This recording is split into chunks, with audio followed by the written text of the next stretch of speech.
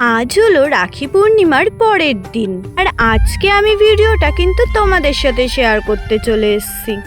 সবার প্রথমেই কিন্তু আমি মিষ্টির দোকানে গিয়ে একটু মিষ্টি নিয়ে নিয়েছিলাম, সাথে কিন্তু আগের দিন রাতে বেলাতেই রাখি কিনে রেখেছিলাম। সকাল সকাল ঘুম থেকে উঠে আমি তো চলে গিয়েছিলাম রাখি পরাতে। প্রথমেই কিন্তু আমি চলে এসেছিলাম দাদা ভাইকে রাখি পরাতে, তারপরেই কিন্তু পরপর আমি আমার সব দাদাকেই রাখি পরাবো। এদিকে আজকের ক্যামেরাম্যান কিন্তু আমি আমার বুনুকেই বানিয়েছি। তাই তো আর বেশি দেরি না করে আমি কিন্তু দাদা ভাইকে রাখি পরাতে শুরু করলাম। আমি বড়, তাই তো আমি সবার প্রথমে দাদা ভাইকে রাখি পরাই প্রতিবার, আর তারপরেই কিন্তু বুনু রাখি পরিয়ে দেয়। আর এইদিকে দেখো আমাদের দুষ্টু পাপানের দুষ্টুমিগুলো আজ কিন্তু তোমরা আবারও দেখতে পাবে। অবশেষে কিন্তু আমারও এইদিকে রাখি পরানো হয়ে গেল। তারপরে আমি কি চাইছি সেটা তো তোমরা বুঝতেই পারছো। নাও বেশি কথা না বলে আমার কিন্তু এবার প্রণাম করলেই রাখি পরানো কমপ্লিট হয়ে যায়। প্রণাম করে আর কিছু ছবি তুলে আমি আমার রাখি পরানো এখানেই শেষ করলাম। তারই পরে কিন্তু শুরু করে দিল বুনু পরাতে।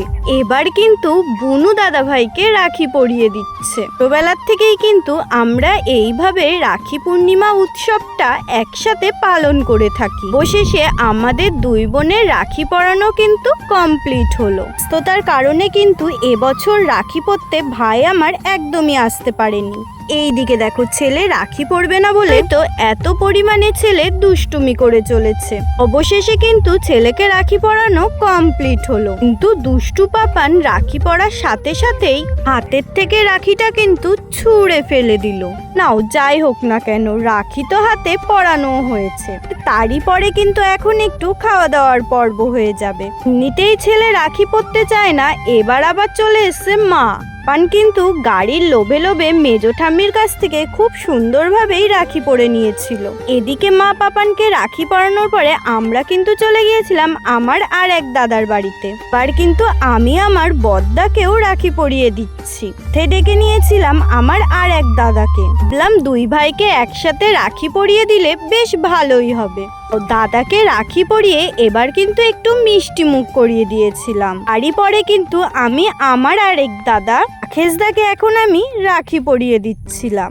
মজা আর আনন্দ করে কিন্তু আজকে আমি সবাইকে রাখি পরিয়েছি। আজকের দিনটা কিন্তু আমার খুবই ভালো কেটেছে। দেখো তাহলে রাখেশদা আমার সাথে কতটা বেশি আড্ডা মারে। এই ছোটবেলা থেকেই কিন্তু ও আমার পেছনে একটু বেশিই লাগতো।